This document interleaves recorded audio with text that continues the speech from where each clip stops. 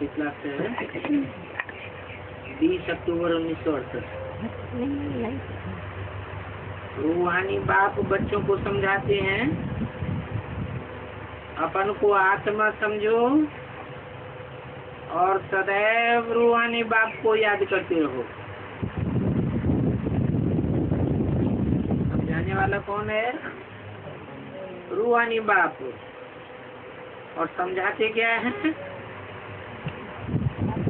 अपन को आत्मा समझो, रूह समझो और सदैव रूहानी बाप को याद करते रहो। नए नए बच्चे नए नए बातें सुनते हैं। जरूर नए नए बच्चे बहुत आए होंगे आज। हाथ उठाना जरा, कौन कौन है जो आज से पहले कभी भी क्लास नहीं किया बाबा का? पहली बार क्लास कर रहे हैं। हाथ उठाना। 1 2 हाँ 3 और 4 5 6 हाँ अच्छा 7 नहीं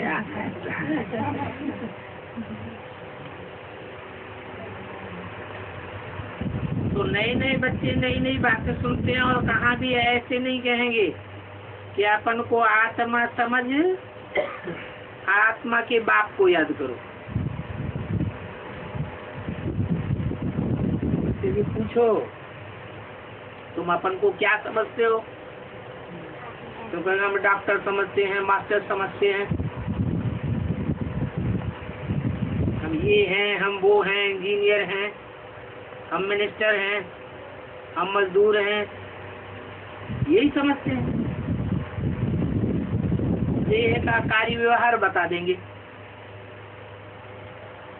अब उनसे पूछो कि तुम सदैव यही थे क्या? सदैव कलेक्टर, मिनिस्टर, डॉक्टर थे क्या? पैदा हुए थे तब थे? तो तुम क्या हो तो बताओ।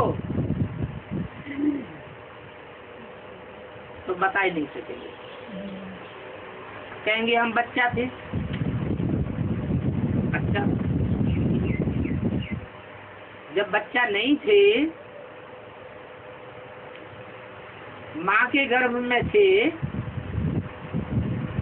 तब क्या थे?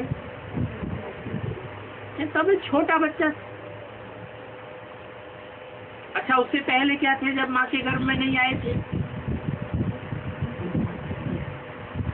तो कहते पता नहीं। अभी बाप बतलाते हैं कि तुम अजर अमर अविनाशी आत्मा हो। ऐसा कोई टाइम नहीं होता संसार में जब तुम नहीं होते। कोई भी रूप में हो लेकिन तुम रहते जरूर हो। आत्मा हो। डॉक्टर हो तो भी डॉक्टर में आत्मा है, मास्टर हो तो भी मास्टर में आत्मा है, मजदूर हो तो भी आत्मा है, राजा हो तो भी आत्मा है। आत्मा कभी मरती नहीं है। आत्मा जो चोला धारण करती है, शरीर धारण करती है, वो शरीर मरता जीता है। एक शरीर छोड़ आत्मा दूसरा शरीर धारण करती है। तो यहाँ ये बात पहले पहले याद दिलाई जाती है और कोई सत्संगों में ये बात याद नहीं दिला देंगे। वेद का बाप हम आत्माओं को बैठ पढ़ाते हैं। वेद का मतलब क्या है? तोते हद के बाप 2 4 8 10 15 20 25 बच्चों के बाप होंगे। अच्छा, क्राइस्ट को बेहद का बाप कहें या हद का बाप कहें? क्यों? वो तो 200 करोड़ क्रिश्चियंस का बाप है। आज दुनिया में 200 करोड़ क्रिश्चियंस क्राइस्ट को अपना धर्म पिता मानते हैं। तो बेहद का हुआ या हद का हुआ है? हद का ही हुआ। क्यों? क्योंकि मुसलमान, पारसी, यहूदी, बौद्धी, सिख, हिंदू तो उसको अपना धर्म पिता नहीं मानते, तो बेहद का बाप नहीं हुआ। और यहाँ समझाने वाला है वो बेहद का बाप जिसको क्राइस्ट भी मानता है, फादर, गुरु नानक भी मानता है, बुद्ध भी मानता है, वो सबका फादर है। महान से महान धर्म पिताओं का भी फादर है। वो हमको पढ़ाते हैं। उनका नाम शिव है। उनकी बिंदी आत्मा का ही नाम शिव है। जैसे स्टार होता है ना, तो उनके स्टार का ही नाम शिव है और हमारे शरीर का नाम पड़ता है। वो एक आत्मा ऐसी है जिसके शरीर का नाम नहीं। हाँ, जब कोई शरीर में प्रवेश करते हैं तो नाम बदल जाता है। जैसे शंकर में प्रवेश करेंगे तो शिव शंकर भोलानाथ नाम पड़ जाता है। जैसे जैसे कर्म किए हैं कोई शरीर में प्रवेश करके वैसा उनका नाम पड़ जाता है।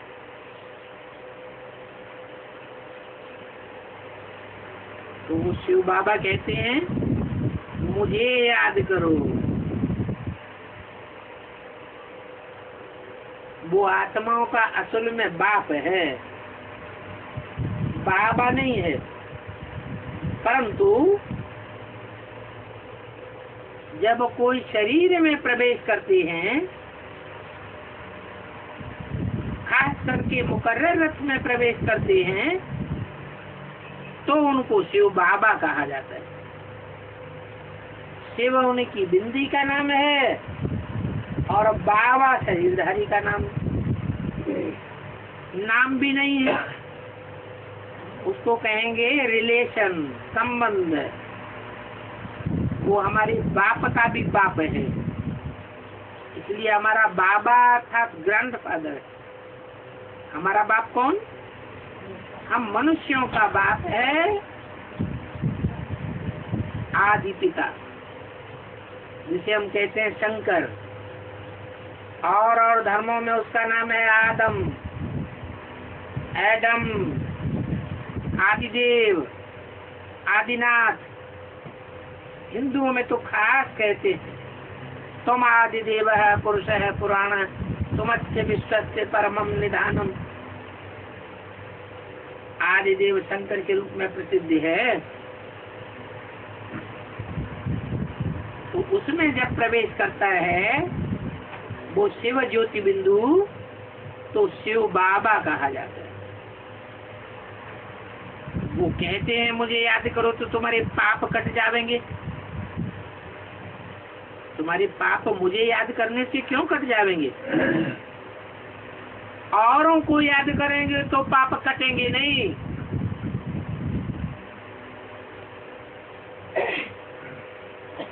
कोई के कटे हो तो बताओ। क्योंकि जितने भी देहधारी हैं, देह में जिनकी बुद्धि धरी रहती है, वो देह से पाप जरूर करते हैं। देह अभिमानी होते हैं। देह अभिमानी के कारण काम, क्रोध, लोभ, मोह, अहंकार, ये 5 विकार पैदा होते रहते हैं, तो पाप बनते रहते हैं। एक शिव बाप ही ऐसा है जो जन्म मरण के चक्कर में नहीं आता है, गर्भ से जन्म नहीं लेता है, इस कारण उसके पाप बनते ही नहीं। और जन्म मरण के चक्र में न आने के कारण वो तीनों काल का ज्ञाता है। भूत, भविष्य, वर्तमान, तीनों काल उसकी नजर में सदैव रहते हैं। त्रिकालदर्शी है। तो पाप कर्म होने का सवाल ही नहीं। वो तो ज्ञान का सागर है। ज्ञान से तो पाप कटते हैं और जब ज्ञान सागर खुद ही है तो पाप कहाँ से आवेंगे? तो ऐसे को याद करेंगे तो तुम्हारे भी पाप कट जाएंगे। परंतु शर्त है एक, उसको पहचान के याद करो। ऐसे नहीं किसी ने कह दिया ये शिव बाबा है और मान लिया शिव बाबा है, नहीं।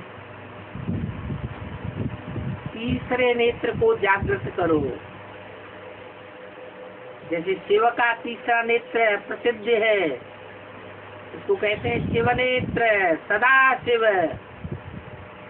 शंकर को 3 नेत्र दिखाते हैं ना, तो 3 नेत्र में 2 नेत्र तो हमारे तुम्हारे जैसे हैं और तीसरा नेत्र है उनका शिव नेत्र। वो शिव नेत्र उन्होंने याद से जागृत किया। वो शिव नेत्र जब जागृत हो जाता है तो वो शंकर भी शिव समान बन जाता है, बच्चा भी बाप समान बन जाता है। इसलिए वो पहला संसार में ऐसा एक बच्चा है जिसका नाम शिव के साथ जोड़ा जाता है। 33 करोड़ देवताएं गाए जाते हैं, कोई देवता है जिसका नाम शिव के साथ जोड़ा जाता हो? कृष्ण का नाम जोड़ते हैं, राम का नाम नहीं जोड़ेंगे, गणेश का नाम नहीं जोड़ेंगे, हनुमान का नाम नहीं जोड़ेंगे, कोई देवता का नाम नहीं जोड़ेंगे। काली, महाकाली, गौरी, महागौरी, किसी का नाम नहीं जोड़ेंगे। किसका नाम जोड़ते हैं? शिव के साथ शंकर का नाम जोड़ेंगे। शंकर का नाम बाद में क्यों? शंकर शिव क्यों नहीं कह देते? अरे बड़ा पहले और छोटा बाद में। शिव नाम पहले और शंकर नाम बाद में। शिवरात्रि बनावेंगे या शंकर रात्रि मनावेंगे? महाशिवरात्रि मनाते हैं। इसका मतलब है जब संसार में घोर अज्ञान की रात्रि फैल जाती है तब शिव इस सृष्टि पर आकर के उस घोर अज्ञान को दूर करके सत्यगुरु सवेरा लाते। चारों तरफ उजेला ही उजेला, रोशनी ही रोशनी हो जाती। तो कहते हैं मुझे याद करोगे तो तुम्हारे पाप कट जाएंगे। ये नई आदत तुमको डालनी है और वो भी सिर्फ एक जन्म के लिए कहता हूँ। हर जन्म में मुझे याद करो वो तो मैं कहूंगा ही नहीं। सिर्फ एक जन्म में मुझे तुमको मेरा सच्चा परिचय मिलता है और जन्मों में तो मेरा परिचय कोई देने वाला है ही नहीं और जन्म जन्मांतर में आता भी नहीं। अरे कोई बाप है अपने बच्चों का तो अपने बच्चों के लिए रोज मकान बनाएगा क्या? है? मकान जब पुराना हो जाता है तब नया मकान बनाते हैं। तो ऐसे ही एक सृष्टि रूपी मकान है। इस सृष्टि रूपी मकान को जब चौथी अवस्था आती है, दुनिया की हर चीज की चौथी अवस्था आती है ना। जैसे आदमी है, पहले बचपन में कितना सतो प्रधान, कितना प्यारा लगता है, फिर बड़ा होता है, दूसरी अवस्था आती है, फिर जवानी आती है, कितना परेशान दुखी होने लगता है, फिर बुढ़ापा आता है, कोई पूछता ही नहीं दुनिया में, सब दूर दूर दूर दूर दूर रहना चाहते हैं। तो तमो प्रधान स्टेज आ जाती है। तमो प्रधान स्टेज खुद को भी दुख देती है और दूसरों को भी दुख देती है। तो ऐसे ये सृष्टि भी 4 अवस्थाओं से पसार होती है। सतो प्रधान सतयुग, सतो सामान्य त्रेता, रजो प्रधान द्वापर और तमो प्रधान कलयुग। ये कलयुग है महापाप का युग। इसमें सब दुखी हो जाते हैं। कोई धर्म ऐसा नहीं रहता जिसका बच्चा ये कहे कि मैं बहुत सुखी हूँ, तन से, मन से, धन से, समय से, संपर्क से, संबंधियों से सदा सुखी हूँ। ऐसा दुनिया में कोई नहीं कहता। सब परम पिता परमात्मा शिव अपना धाम परम धाम छोड़ करके इस धरती पर आ जाते हैं, आते हैं और बताते हैं कि अब ये नई आदत तुम इस एक जन्म में डालो। क्या नई आदत? अपन को आत्मा बिंदु समझ, ज्योति बिंदु आत्मा समझो कि मैं प्रकृति के मध्य में चमकता हुआ एक सितारा हूँ, और मुझ बाप को याद करो जो बिंदु बिंदु आत्माओं का बाप है। इसको योगाग्नि कहा जाता है। क्या कहा जाता है? योग की अग्नि है। जैसे अग्नि में कोई भी चीज डालो तो भस्म हो जाएगी, अथवा तो शुद्ध हो जाएगी। कच्चा पक्का सोना डाल दो, खाद वाला सोना डाल दो, जिसको सोने में लोहा तांबा मिला हुआ वो डाल दो, तो अग्नि में डालने से उसकी सारी खाद निकल जाएगी, सच्चा सोना रह जाएगा और खाद भस्म हो जाएगी। तो ये तुम्हारी आत्मा के लिए योगाग्नि है। वर्ल्ड की हिस्ट्री ज्योग्राफी रिपीट कहते हैं, तो उनका ड्यूरेशन का पूरा पता होना चाहिए। अर्थात मैं सतयुग में भी नहीं आता हूँ, त्रेता में भी नहीं आता हूँ, द्वापर में भी नहीं आता हूँ, कलयुग अंत तक भी नहीं आता हूँ। जब सतयुग शुरू होना होता है और कलयुग का बिल्कुल अंत, तब अंतिम 100 वर्षों में मैं आता हूँ। उसका नाम है पुरुषोत्तम संगम युग। तो पुरुषोत्तम संगम युग में आकर मैं तुम आत्माओं को, जिन्होंने नर चोला धारण किया हुआ है, नारी का चोला धारण किया हुआ है, उनको लक्ष्य देता हूँ कि नर से नारायण बनो और नारी से लक्ष्मी बनो। ये गीता का ज्ञान मैं आकर के तुमको देता हूँ। भारत का प्राचीन राजयोग जिससे स्वर्ग की स्थापना होती है, उस राजयोग का किसी को भी पता नहीं है। शास्त्रों में कितने बड़े बड़े गपोड़े लगाए दिए, कह देते हैं कि कल्प की आयु, चतुर्युगी की आयु लाखों वर्ष है। अब लाखों वर्ष आयु होती है तो उसका हिसाब किताब भी कोई बता ही नहीं सकता, कोई पूछेगा भी नहीं। बाप कहते हैं कि सृष्टि की आयु लाखों वर्ष नहीं है, मनुष्य के पास 2500 वर्ष की हिस्ट्री है, जिसकी तिथि तारीख मिलती है।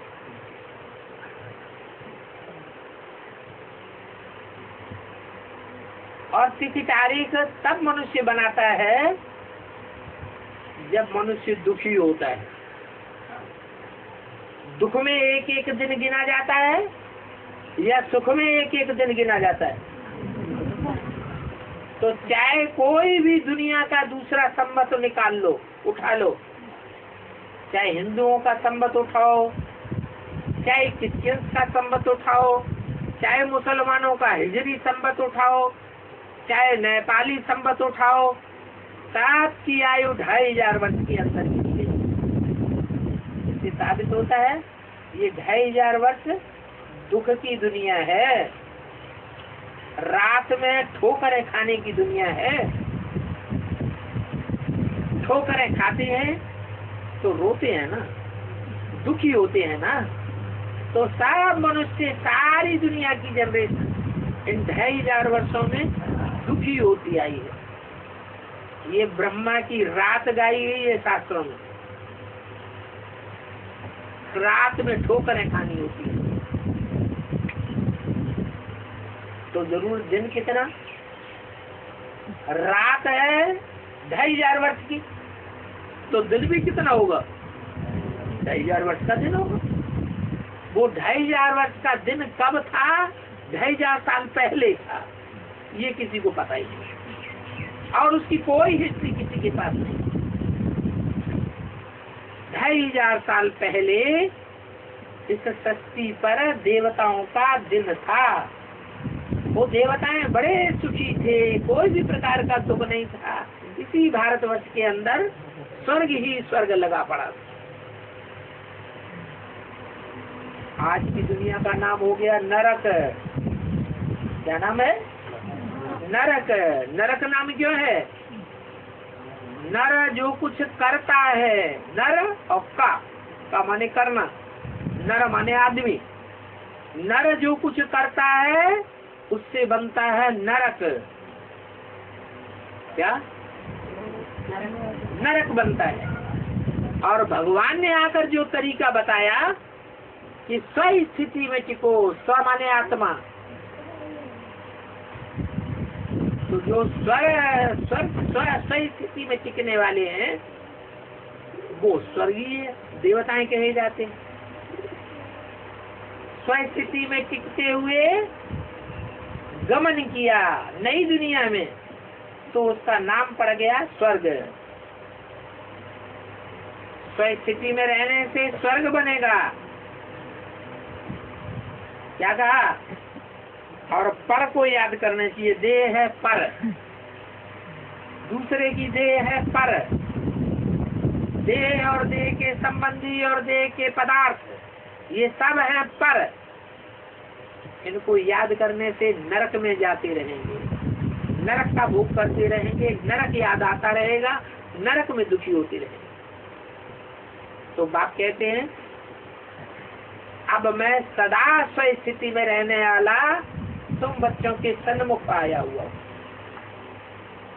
तुम तो जन्म मरण के चक्र में आते हो, जन्म जन्मांतर देह के पकड़ में आ जाते हो, 5 तत्वों की पकड़ में आ जाते हो, पर चिंतन में आ जाते हो, पर की गिरफ्त में आ जाते हो।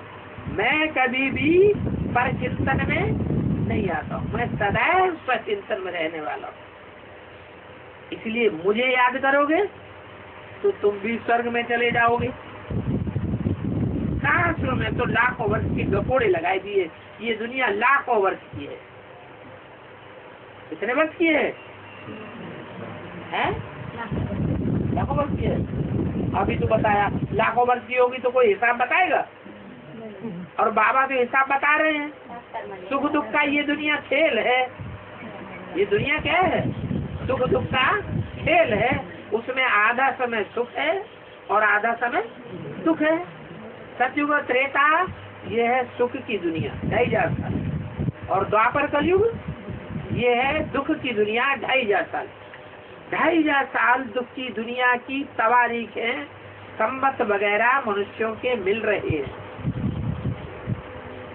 और जो सुख की दुनिया है उसका कोई भी संबंध किसी के पास नहीं है। वो भगवान ही आकर के बताता है कि वो सतयुग और वो त्रेता की दुनिया वो मैंने आकर के देखा, वो है रामकृष्ण की दुनिया। बाप देवताएं रहती, तो बाप आकर समझाते हैं मीठे मीठे बच्चों, ये पुरानी तमो प्रधान दुनिया है।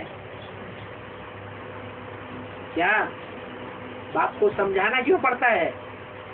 इसलिए समझाना पड़ता है कि बच्चे आज की लकलकी दुनिया की चकाचौंध देख करके चमत्कृत होते रहते। कैसी कार आई? हाँ, कार हवा में उड़ रही है।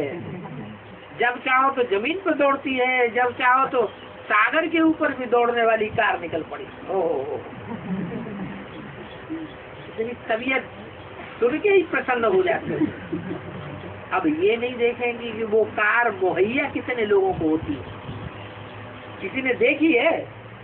देखिए, देखी भी नहीं तो मुहैया होने का तो सवाल ही पैदा नहीं। ये दुनिया की चमत्कार पैदा करने वाली चीजें थोड़े लोगों को प्राप्त होती है।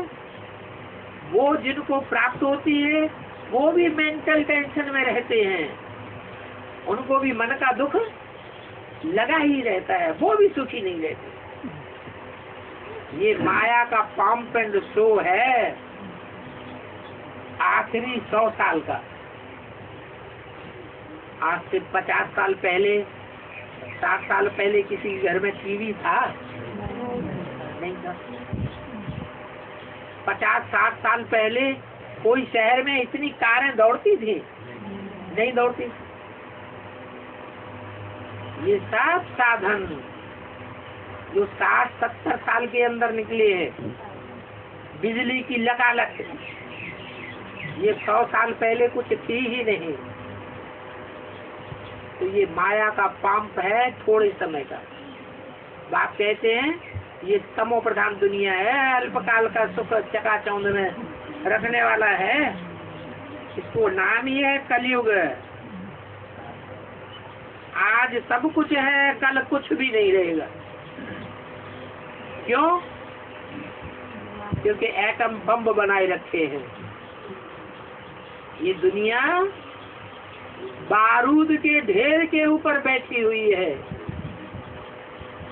जैसे रेत का ढेर हो और उसके ऊपर कोई किला बना के खड़ा कर दे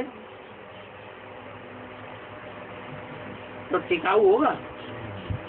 आंधी आएगी, सारा रेत उड़ा ले जाएगी और किला धराशायी रह जाएगा। तो ऐसे ही ये सारी दुनिया बारूद के ढेर के ऊपर बैठी हुई है। ये कलयुग का अंत है और ये बना बनाया ड्रामा है। हर 5-4 वर्ष के बाद ऐसे ही कलयुग का अंत करने का सामान तैयार होता है, एटम बम वगैरह। और सारी दुनिया हर 5-4 वर्ष के बाद खलास होती है और नई दुनिया आती है। तो बने बनाए खेल को रंग भी नहीं कहेंगे। ईश्वरीय रचना एक्यूरेट है। पुरानी दुनिया भी है और नई दुनिया भी है। बाप ने बताया है ये पुरानी दुनिया और नई दुनिया का 5000 वर्ष का खेल है। मनुष्य तो बेचारे घोर अंधियारे में पड़े हुए हैं। कहते हैं सतयुग लाखों वर्ष का है, कलयुग अभी 40,000 वर्ष पड़ा हुआ है। कलयुग तो अभी बच्चा है, 5000 वर्ष पूरे हुए हैं। बाप कहते हैं ये सब घोर अंधियारे में पड़े हुए। ये भी शास्त्रों में गायन है कि कुंभकर्ण की नींद में सोए पड़े थे जबकि बाप आए थे। ये कौन से शास्त्र की बात है? गीता में। कुंभकर्ण की नींद में कब सोए पड़े थे? रामायण में ये बात आई है कि रावण कुंभकर्ण संप्रदाय जितने भी थे, जब राम भगवान आए तो सब वो मारे अहंकार के कुंभकर्ण की नींद में सोए पड़े थे। शास्त्रवादी कितना चमकते हैं इन बातों से। कहते हैं व्यास भगवान था।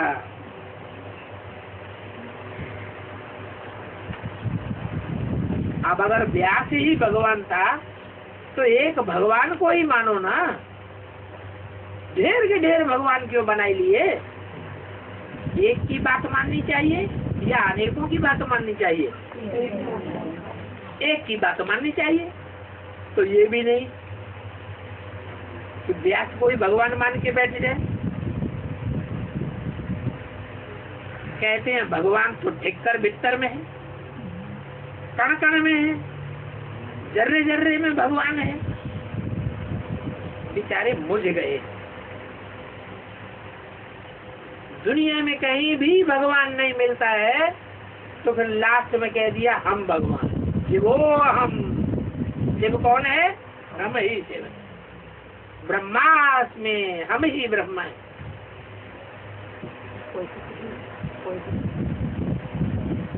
कितनी मुझ फैलाई दी है। अभी बाप आकर बच्चों को समझाते हैं ये खेल 5000 वर्ष का है। क्या समझाने वाला कौन है? दुनिया में और कोई नहीं समझा सकता ये बात कि सारी दुनिया का खेल है ही सिर्फ 5000 वर्ष का, और ये 5000 वर्ष का खेल भी अब पूरा होने वाला है, क्योंकि एटम बम बन चुके हैं। आज से 70 साल पहले न भगवान आया था और न ये एटम बम बने।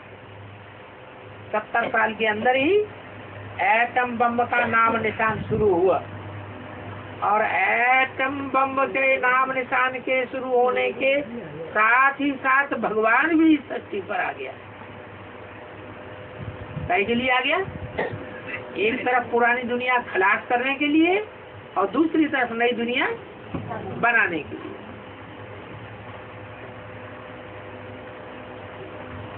तुम बच्चे जानते हो नई दुनिया को सतो प्रधान कहा जाता है और पुरानी दुनिया को तमो प्रधान कहा जाता है। ये दुनिया कैसी है? पुरानी तमो प्रधान दुनिया है। दुनिया वाले लोग ये थोड़ी बातें जानते हैं। जिनको नॉलेज नहीं होती है उनको मूर्ख कहा जाता है। ऐसे तो नॉलेजफुल एक ही फादर है, परंतु भक्त लोग समझते हैं कि भगवान जानी जाना रहा है, वो तो सब कुछ जानते हैं। सभी के दिल के अंदर क्या क्या बात चल रही है भगवान जानते हैं। बाप कहते हैं मुझे एक एक के दिल के अंदर जानने की क्या दरकार है, जो जैसा करेगा वैसा भरेगा। मैं एक एक के दिल के अंदर क्यों घुस के बैठूंगा? मैं सर्वव्यापी हूँ क्या? मैं सर्वव्यापी नहीं हूँ। मैं तो इस सृष्टि पर एक व्यापी होकर के आता हूँ। भूत प्रेत भी प्रवेश करते हैं तो सब में प्रवेश कर सकते हैं क्या? उनका जो घोड़ा होगा उसी में प्रवेश करेंगे। ऊंचे घोड़े को पकड़ेगा और नीचे घोड़े को पकड़ेगा। तो भगवान तो दुनिया में सबसे ऊंचे है। बड़े बड़े धर्म पिता हैं जो ग्रेट फादर्स कहे जाते हैं, उन धर्म पिताओं का भी बाप है, बापों का बाप। वो तो जरूर ऊंच से ऊंच में आता है, कोई नीचे में थोड़ा ही आवेगा। कौन है ऊंच से ऊंच? सारी मनुष्य सृष्टि का पिता जो आदि देव आदिनाथ, मुसलमानों में आदम और अंग्रेजों में उसे एडम कहते हैं, उसमें आता है। ऊंच जरूर ऊंच नहीं आवेगा। तो भगवान सबके अंदर प्रवेश नहीं होता है, सबके दिलों के अंदर प्रवेश होकर के सबके दिलों की बात नहीं जानता है। बाप समझाते हैं मैं नॉलेजफुल तो हूँ, मेरे में सत्य चक्र की नॉलेज है, और पतित पावन भी उसे एक निराकार बाप को ही कहा जाता है।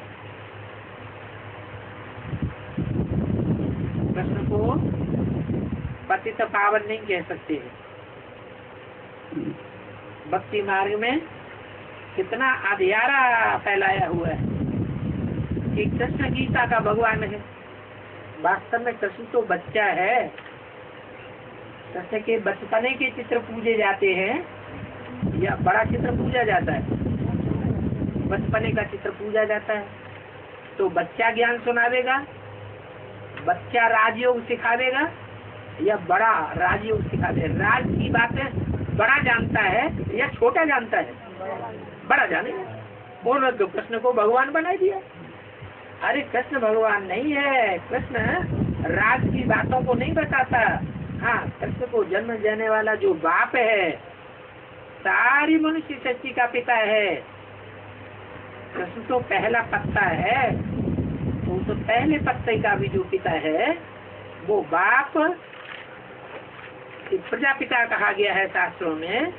वो प्रजापति में ये वो बाप आकर के सारी बातें बताते हैं। कोई नालिश हो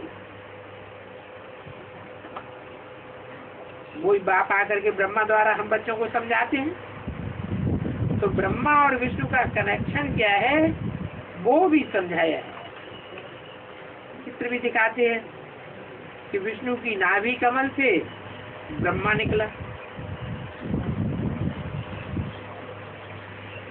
उनको शास्त्र भी दिखाते हैं, ब्रह्मा के हाथों में वेद शास्त्र दिखाते हैं।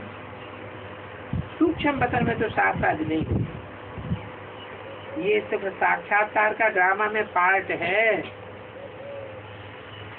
ये बातें बच्चे तुम अभी समझते हो। जैसे स्वप्न होता है वैसे साक्षात्कार भी होता है। स्वप्न तो सबको आते ही रहते हैं, गंदे स्वप्न भी आते हैं, अच्छे स्वप्न भी आते हैं। साक्षात्कार भी, कोई को भयंकर साक्षात्कार हो जाता है, कोई को बड़े अच्छे अच्छे साक्षात्कार। मीरा भी बैकुंठ में जाती थी, साक्षात्कार करती थी, तो अच्छे साक्षात्कार भी होते। ऊपर में ब्रह्मांड है जहाँ आत्माएं रहती। ये साक्षात्कार मन की सूक्ष्म स्टेज की बात है। आत्मा तो अंडे में चल ब्रह्मांड में रहती है।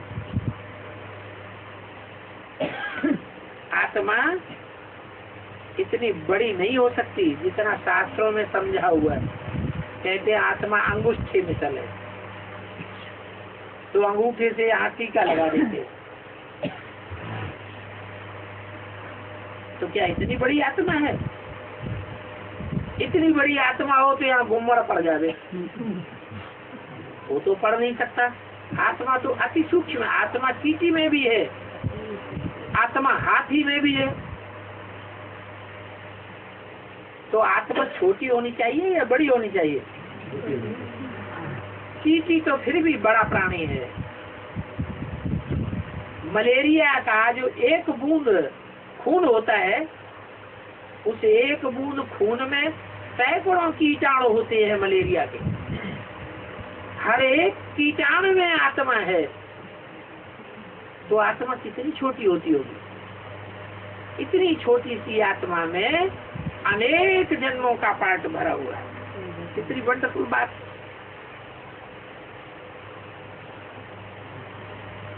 तो आत्मा इतनी बड़ी नहीं हो सकती। बाबा है परमपिता परमात्मा,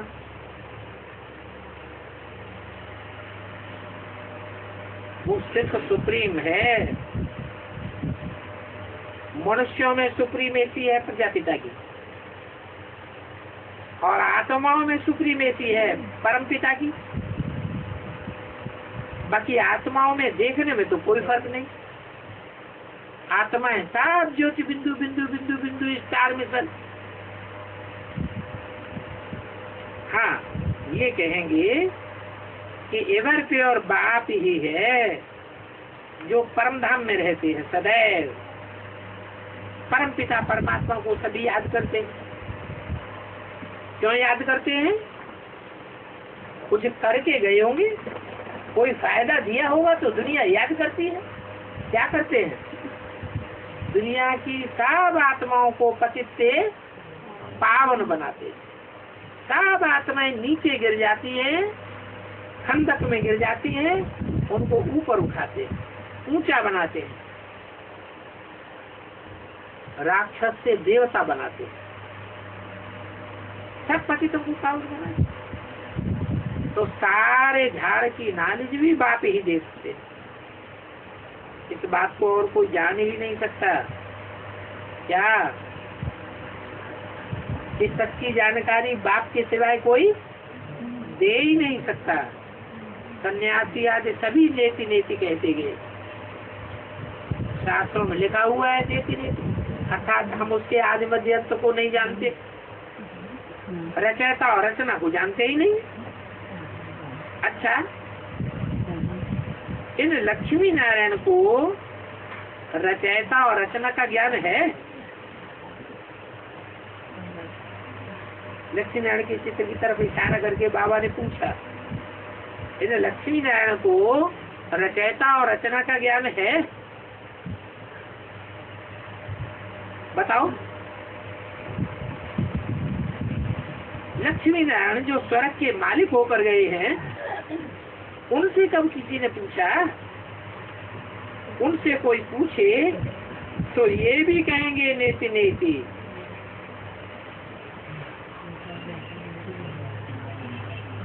नेति नेति कौन से लक्ष्मी नारायण कहेंगे? सतयुग के या संगम युग के? सतयुग के लक्ष्मी नारायण कहेंगे कि हम इनके बारे में, इनके आदि मध्य अंत को हम नहीं जानते, रचयिता कौन है, इनकी रचना कौन। तो ड्रामा अनुसार जब बाप आते हैं तब ही ज्ञान देते हैं, क्योंकि ज्ञान से होती है सदगति और अज्ञान से होती है दुर्गति। तो क्या कहे कि लक्ष्मी नारायण दुर्गति में थे सतयुग के या सदगति में थे? सदगति में थे, तो उनको ज्ञान होना चाहिए ना। लक्ष्मी नारायण को ज्ञान होना चाहिए ना रचयिता रचना का। सतयुग के लक्ष्मी नारायण को रचयिता और रचना का ज्ञान होगा? तो अज्ञानी थे, ज्ञानी थे? अज्ञानी थे। अज्ञानी थे तो सदगति में थे या दुर्गति में थे? अभी कह रहे सदगति में, अभी कह रहे दुर्गति में। सदगति में थे, उनको तो ज्ञान ही नहीं था। रचयिता और रचना का ज्ञान ही नहीं था, तो सदगति में कैसे हुए? लक्ष्मीनारायण बन तो गए, वो तो ठीक है, देवता बन गए, उन देवताओं की आज पूजा भी करते हैं लोग, लेकिन वो सदगति में थे या दुर्गति में थे? सदगति में थे, नीचे नहीं गिरते थे। बना जब उनका जन्म था, पहला जन्म सतयुग में, तो वो नीचे नहीं गिरे, गिरे तो दुर्गति में थे, सदगति में थे। हाँ, यही बताया कि ज्ञान से होती है सदगति, और वो ज्ञान से संगम युग में ही होता है। संगम युग के अलावा और कभी भी ज्ञान नहीं हो। देवताएं भी वास्तव में दुर्गति की ओर जाती है, वो उनके नहीं उठते, उनका भी नीचे गिरना। हाँ, तुम बच्चे चाहो तो लगातार शिव बाबा को पहचान करके याद करो, तो तुम लगातार सदगति में जावेंगे, फिर दुर्गति में नहीं आवेंगे। तो पूछा, इससे कोई पूछे तो ये भी कहेंगे नेति नेति, हम नहीं जानते, हम नहीं जानते। क्या नहीं जानते? ये लक्ष्मी नारायण से पूछे तुम दुर्गति में हो या सदगति में, तो बतावेंगे कि हम सदगति में हैं दुर्गति में? वो भी नहीं बतावेंगे, क्योंकि उन्हें अगर ये पता हो कि हम नीचे गिरने वाले हैं तो उनकी सारी खुशी उड़ जाएगी। देवताएं तो सदैव खुशी में रहते हैं, उन्हें पता ही नहीं रहता है कि हम आगे के जन्मों में नीचे गिरते जाएंगे, या आगे 21 जन्मों के बाद नरक की दुनिया आवेगी, हम वहाँ बहुत दुखी हो जाएंगे। इस बात का भी उनको पता नहीं होता।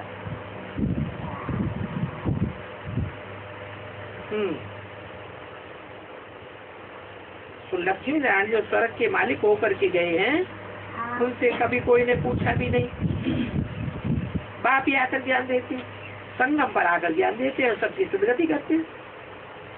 पढ़ाई से सदगति होती है, इसमें नंबरवार पढ़ने वाले हैं। ये बेहद की पढ़ाई है,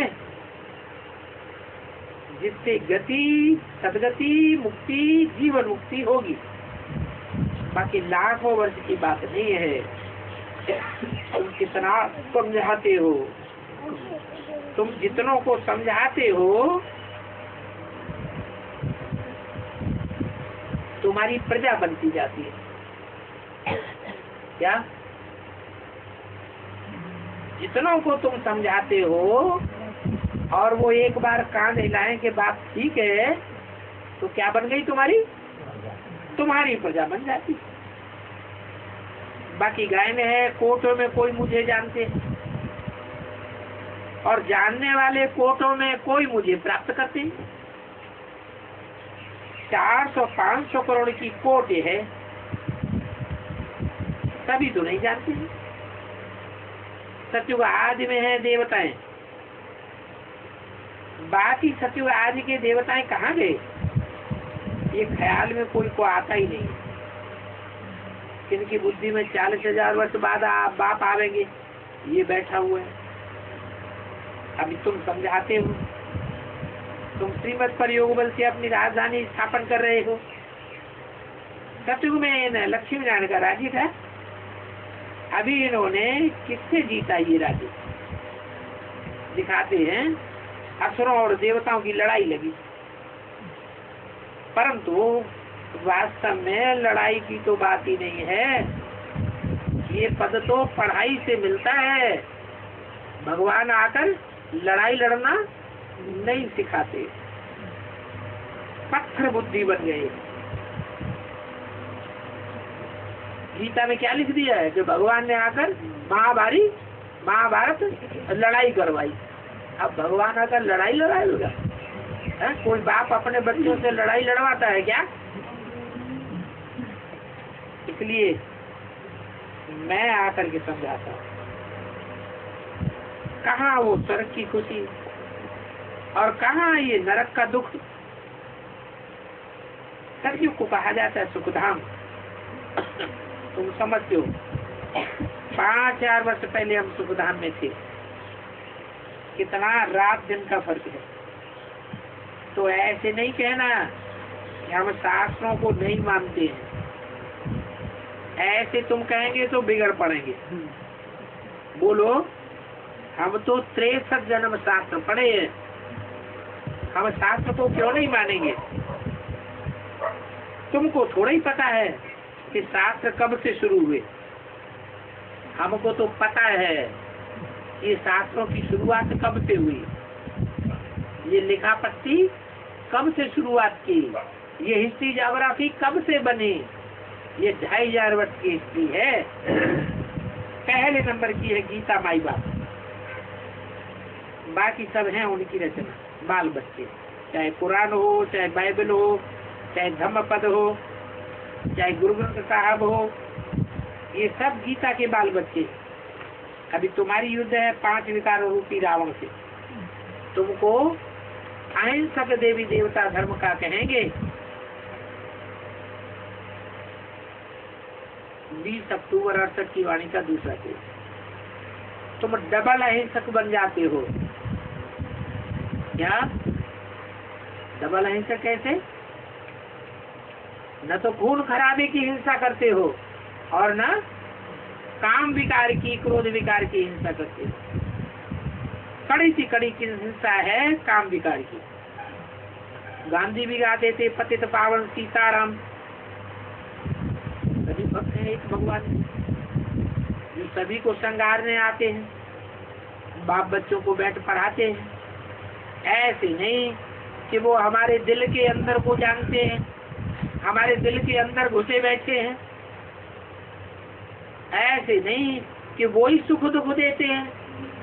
लोग क्या समझते हैं, भगवान ही सुख देता है और भगवान ही दुख देता है। अरे भगवान पढ़ाई पढ़ाता है या सुख दुख देता है? पढ़ाई पढ़ाता है। ऐसा करोगे तो सुख मिलेगा, वैसा करोगे तो दुख मिलेगा। भगवान सुख दुख देता है क्या? नहीं, अपने अपने कर्मों से हर आत्मा सुख और दुख भोगती है। जो समझते हैं कि भगवान ही सुख दुख देते हैं वो है महामूर्ख। क्या अभी ऐसे कोई कहे तो मानना नहीं, समझाना क्या कि भगवान सुख और दुख नहीं देता। भगवान अगर दुख देवे तो उसका पाप बन जाएगा कि नहीं है? फिर भगवान को पापात्मा कोई कहता है? भगवान को तो कहेंगे परमात्मा, पापात्मा तो कोई नहीं कहता। तो देखो, पहला पॉइंट जो सर्वव्यापी का है, इसने कितना घाटा डाल दिया है कि मैं सब के अंदर आता हूँ, मैं सब में प्रवेश हूँ, सब के दिलों को जानता हूँ। नहीं, ये भूल भी ड्रामा में नूद है, फिर भी ये भूल होगी। आधा कल्प भक्ति जिंदाबाद, फिर आधा कल्प ज्ञान जिंदाबाद। क्या? जब ज्ञान जिंदाबाद होता है तो कौन से युग कहे जाते हैं? सतयुग। और त्रेता है ज्ञान जिंदाबाद, और ज्ञान मुर्दाबाद। कब? भक्ति मुर्दाबाद हो जाती है। द्वापर और कलयुग में भक्ति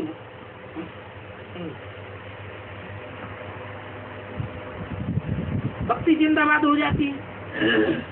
आधा कल्प ज्ञान जिंदाबाद हो जाता है। शिवरात्रि कहते हैं, परंतु अर्थ समझते ही नहीं। क्या अर्थ है? जब शिवरात्रि कहते हैं तो अर्थ क्या है इसका? और शिवरात्रि भी नहीं कहते, महाशिवरात्रि। इसका अर्थ क्या है? कब आते हैं? जब अज्ञान अंधकार की रात्रि सारी दुनिया में फैल जाती है, तब बाप आते हैं। इसकी यादगार है महाशिवरात्रि। ऊंच से ऊंच, फिर नीच से नीच बनते। क्या? जो ऊंच से ऊंच लक्ष्मी नारायण सतयुग के आदि में थे, वो 84 जन्म लेते लेते कलयुग के अंत में आकर क्या बन जाते हैं? नीच से नीच बन जाते। फिर तमोप्रधान से सतोप्रधान बनती। मैं आता ही उस तन में हूँ जो पूरे 84 जन्म लेते। अभी तुम फरिश्ता बन रहे हो, पिछाड़ी में सभी के रिजल्ट का साक्षात्कार होगा। ट्रांसफर होने के पहले तुमको मालूम पड़ेगा। क्या कहा? अभी की पढ़ाई का रिजल्ट निकलेगा या नहीं निकलेगा? भगवान आकर के पढ़ाई पढ़ाते हैं तो रिजल्ट भी निकलेगा। कौन महाराजा बनेंगे? पहले जन्म में कौन महाराजा बनेंगे? सतयुग के दूसरे जन्म में कौन महाराजा बनेंगे? तीसरे, चौथे, पांचवें, छठे, सातवें। नारायण की भी डायनेस्टी होती है। क्या? नारायण का भी कई जन्म तक राज्य चलता है। तो कहेंगे Narayan the first, Narayan the second, Narayan the fourth. जैसे अंग्रेजों में हुआ king Edward first, king Edward second, third, fourth. Pope के भी नंबर होते हैं। तो ऐसे ही तुम्हारे नंबर भी निकलेंगे कि फर्स्ट नंबर नारायण कौन, सेकंड नंबर नारायण कौन, फिर नारायण के साथ कौन? लक्ष्मी। वो भी पता चलेगा। पहले जन्म में लक्ष्मी कौन बनेगा, दूसरे जन्म में लक्ष्मी कौन बनेगी, तीसरे जन्म में कौन बनेगी। नारायण का पार्ट डिक्लेयर होगा तो लक्ष्मी का भी पार्ट डिक्लेयर होगा। फिर लक्ष्मी नारायण के नीचे कोई और भी होते हैं कि सिर्फ लक्ष्मी नारायण ही? बड़ी राजधानी होगी तो राजधानी में छोटे बड़े, ऊंची कुर्सी, नीची कुर्सी, सब तरह की होती है ना पद। तो सब प्रत्यक्ष हो।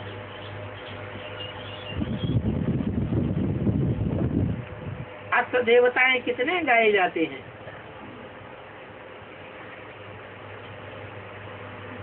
नौ दुर्गा कितनी गाई जाती है?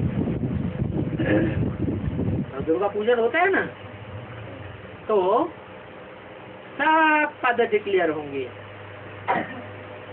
108 की माला सब सिमरते हैं। हिंदू भी सिमरते, मुस्लिम भी सिमरते, बौद्धि, पारसी, माला सिमरते हैं।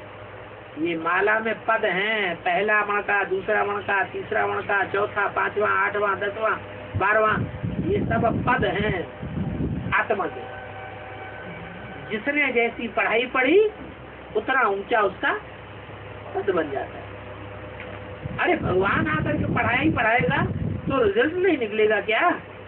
रिजल्ट भी निकलता है। तो इन्हों की राजधानी थी। रामचंद्र की भी त्रेता में राजधानी थी।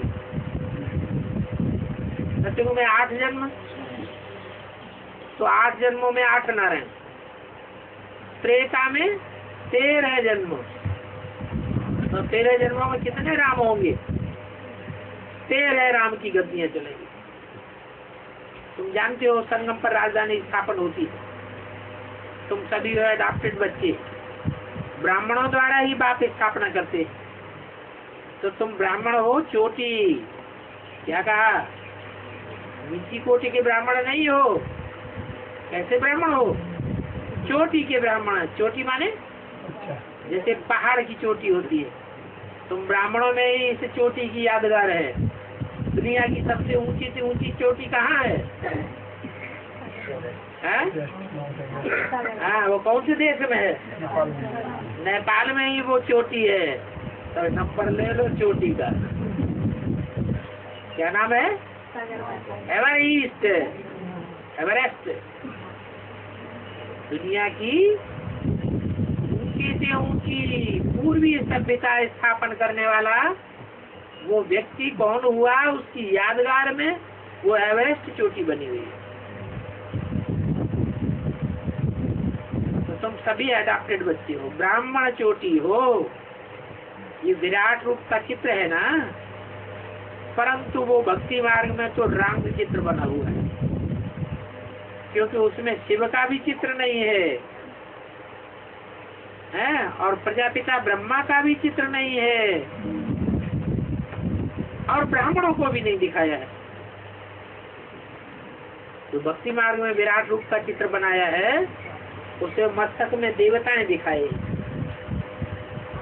भुजाओं में और पेट में, भुजाओं में और छाती में क्षत्रिय दिखाए हैं, पेट और जंघाओं में वैश्य दिखाए हैं, और पांव में शूद्र दिखाए हैं।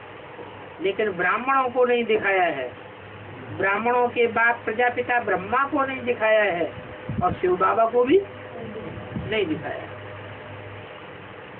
तो वो चित्र ही रंग है। बाप इस समय आकर के तुमको राइट बात बताते हैं। इस समय तुम हो ब्राह्मण संप्रदाय, दैवी संप्रदाय, तुम्हारा सरनेम है ब्राह्मण, तो देवता बनते हो। बाप आकर ये नारी देते हैं जिससे तुम यह देवता बन जाते हो।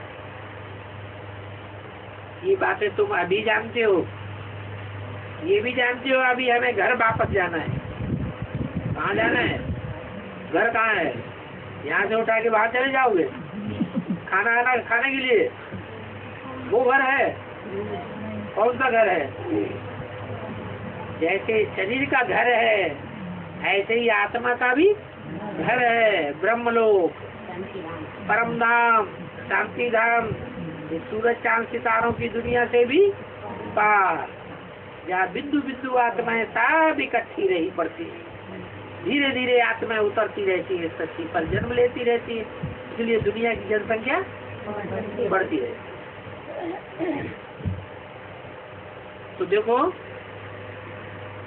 तुम अभी जानते हो कि घर वापस जाना है, पुरानी दुनिया को भूलने में टाइम लग जाता है। इतनी छोटी सी अविनाशी आत्मा में अविनाशी 84 जन्मों का रिकॉर्ड भरा हुआ है। एक भी पार्ट से वापस नहीं निकल सकता है। एक्यूरेट टाइम पर जब बाप को आना होता है तो आकर के समझाते हैं। तो बाप कहते हैं कि मुझे याद करो तो तुम्हारे विकर्म विनाश हो जाएंगे, तुम माया जीत जगत जीत बन जाएंगे। सारा खेल भारत पर ही बना हुआ है। आधा कल्प रावण राज्य और आधा कल्प राम राज्य। ये कोई को पता ही नहीं है कि आधा कल्प राम राज्य और रावण राज्य भी होता है। ये नंबर 1 दुश्मन है तुम्हारा रावण। क्या प्रूफ हो कि रावण हमारा नंबर 1 दुश्मन है? प्रूफ होगा कि नहीं होगा? अरे वर्ष जलाते हैं क्या? जब कोई बड़ा खराब काम करता है, ज्यादा दुख देता है, तो उसका एफिजी बनाते हैं, उसका पुतला बनाते हैं और उस पुतले को जलाते हैं। तो रावण का पुतला तो हम हर वर्ष जलाते हैं। इससे साबित होता है ये हमारा जन्म जन्मांतर का दुश्मन है, परंतु लोगों को समझ नहीं है। अच्छा, बच्चों को गुड नाइट।